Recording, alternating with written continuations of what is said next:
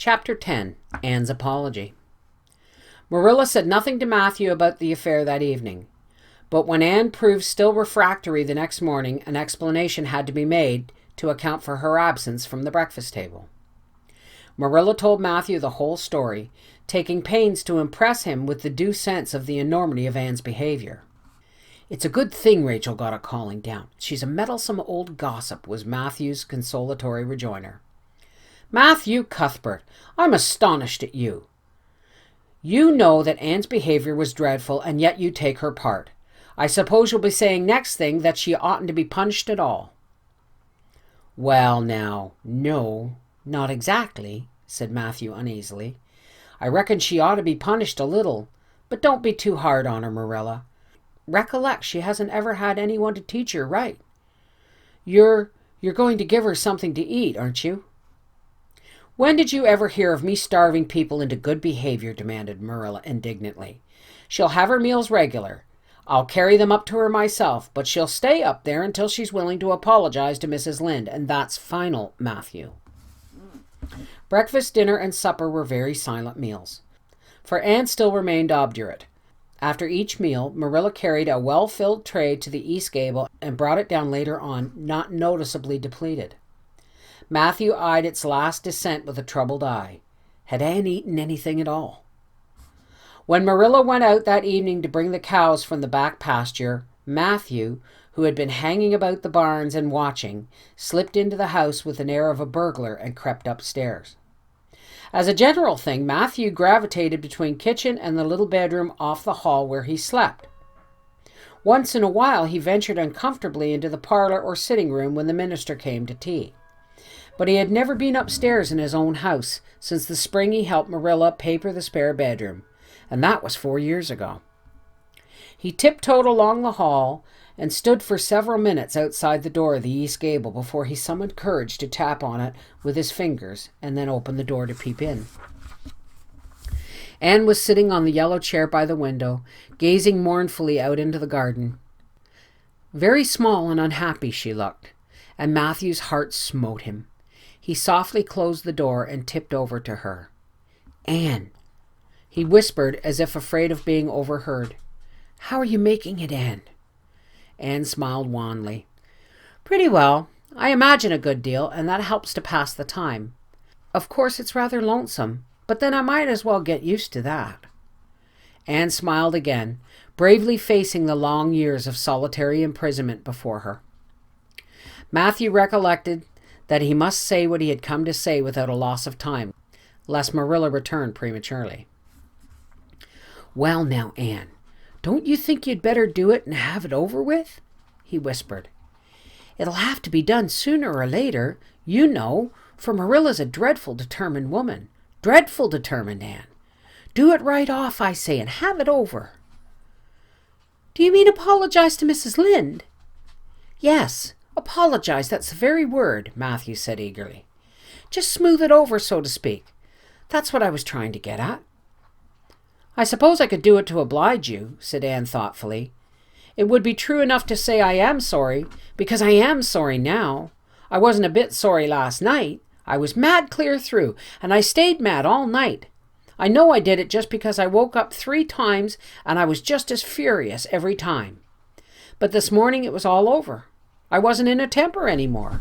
And it left a dreadful sort of goneness, too. I felt so ashamed of myself, but I just couldn't think of going and telling Mrs. Lynde so. It would be so humiliating. I made up my mind I'd stay shut up here forever rather than to do that. But still, I'd do anything for you, if you really wanted me to." "Well now, of course I do. It's terrible lonesome downstairs without you. Just go and smooth it over. That's a good girl." "Very well," said Anne resignedly. "I'll tell Marilla as soon as she comes in that I've repented." That's right, Anne. But don't tell Marilla I said anything about it. She might think I was putting my oar in, and I promise not to do that." "Wild horses won't drag the secret from me," promised Anne solemnly. How could wild horses drag a secret from a person anyhow? But Matthew was gone, scared at his own success. He fled hastily to the remotest corner of the horse pasture, lest Marilla should suspect what he'd been up to. Marilla herself, upon return to the house, was agreeably surprised to hear a plaintive voice calling, "Marilla!" over the banisters. "Well?" she said, going into the hall. "I'm sorry I lost my temper and said rude things, and I'm willing to go tell Mrs. Lynde so." "Very well." Marilla's Christmas gave no sign of her relief. She had been wondering what under the canopy she should do if Anne did not give in. "I'll take you down after milking." Accordingly, after milking, behold Marilla and Anne walking down the lane, the former erect and triumphant, the latter drooping and dejected. But halfway down, Anne's dejection vanished as if by enchantment. She lifted her head and stepped lightly along, her eyes fixed on the sunset sky and an air of subdued exhilaration about her. Marilla beheld the change disapprovingly. There was no meek penitence such as it behooved her to take into the presence of the offended Mrs. Lynde. "What are you thinking of, Anne?" she asked sharply. "I'm imagining out what I must say to Mrs. Lynde," answered Anne dreamily. This was satisfactory, or should have been so, but Marilla could not rid herself of the notion that something in her scheme of punishment was going askew. Anne had no business to look so rapt and radiant.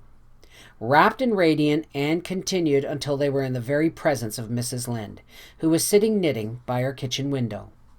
Then the radiance vanished. Mournful penitence appeared on every feature. Before a word was spoken, Anne suddenly went down on her knees before the astonished Mrs. Rachel and held out her hands beseechingly. "Oh, Mrs. Lynde, I'm so extremely sorry," she said with a quiver in her voice. "I could never express all my sorrow. No, not if I used up a whole dictionary. You must just imagine it. I behaved terribly to you, and I've disgraced the dear friends Matthew and Marilla who have let me stay at Green Gables, although I'm not a boy. I'm a dreadfully wicked and ungrateful girl, and I deserve to be punished and cast out by respectable people forever. It was very wicked of me to fly into a temper because you told me the truth. It was the truth. Every word you said was true. My hair is red, and I'm freckled and skinny and ugly. What I said to you was true too, but I shouldn't have said it. Oh, Mrs. Lynde, please, please forgive me. If you refuse, it will be a lifelong sorrow to me. You wouldn't like to inflict a lifelong sorrow on a poor little orphan girl, would you, even if she had a dreadful temper?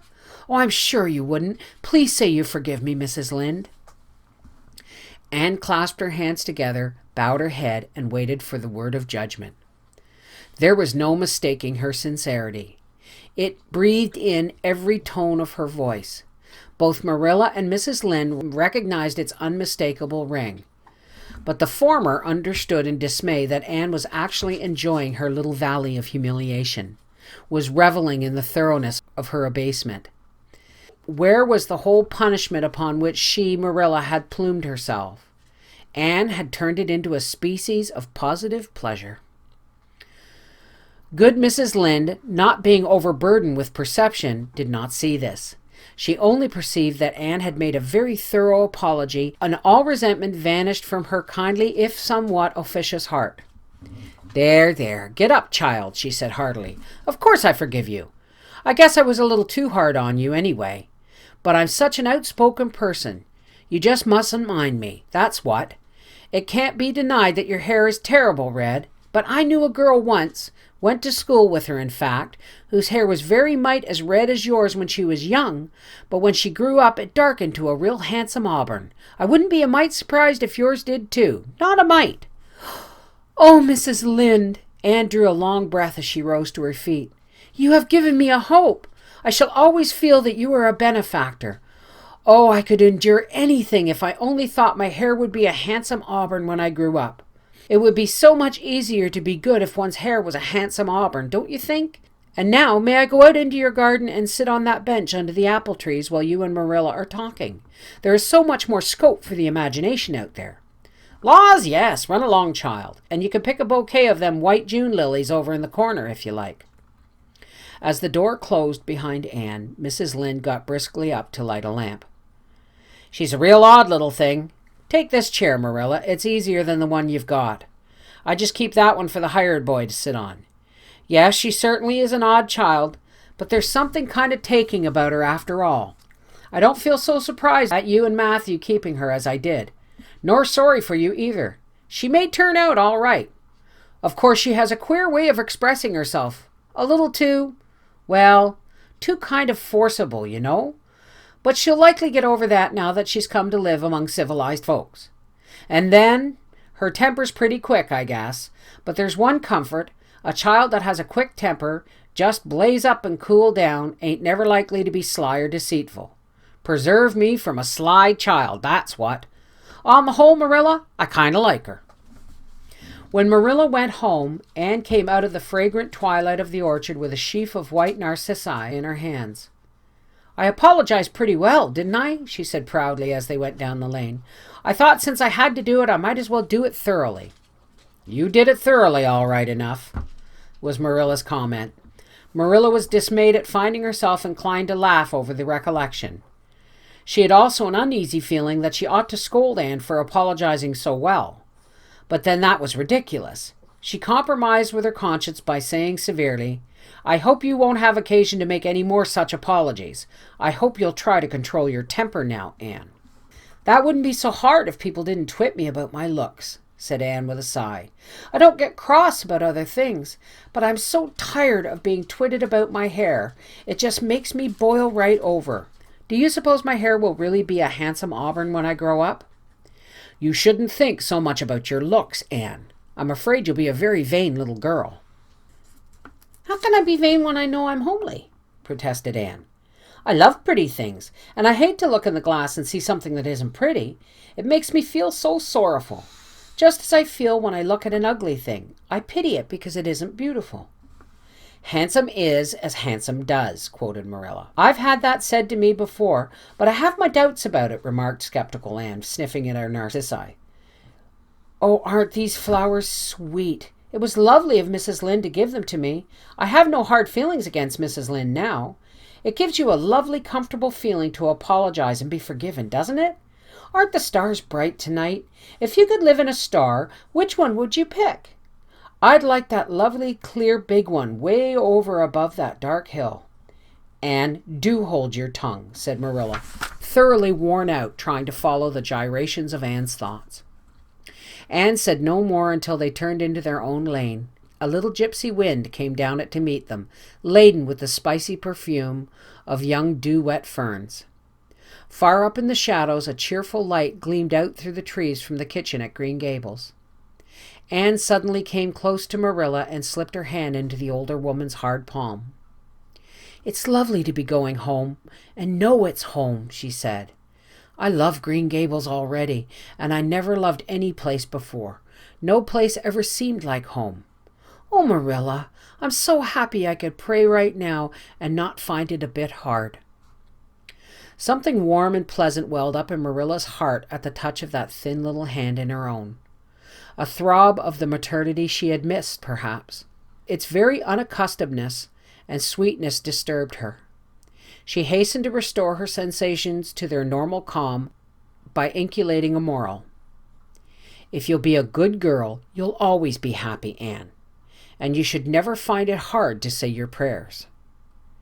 Saying one's prayers isn't exactly the same thing as praying, said Anne meditatively. But I'm going to imagine that I'm the wind that is blowing up there in those treetops. When I get tired of the trees, I'll imagine I'm gently waving down here in the ferns, and then I'll fly over to Mrs. Lynde's garden and set the flowers dancing. Then I'll go one last swoop over the clover field. Then I'll blow up over the lake of shining waters and ripple it all up into little sparkling waves. Oh, there's so much scope for imagination in a wind.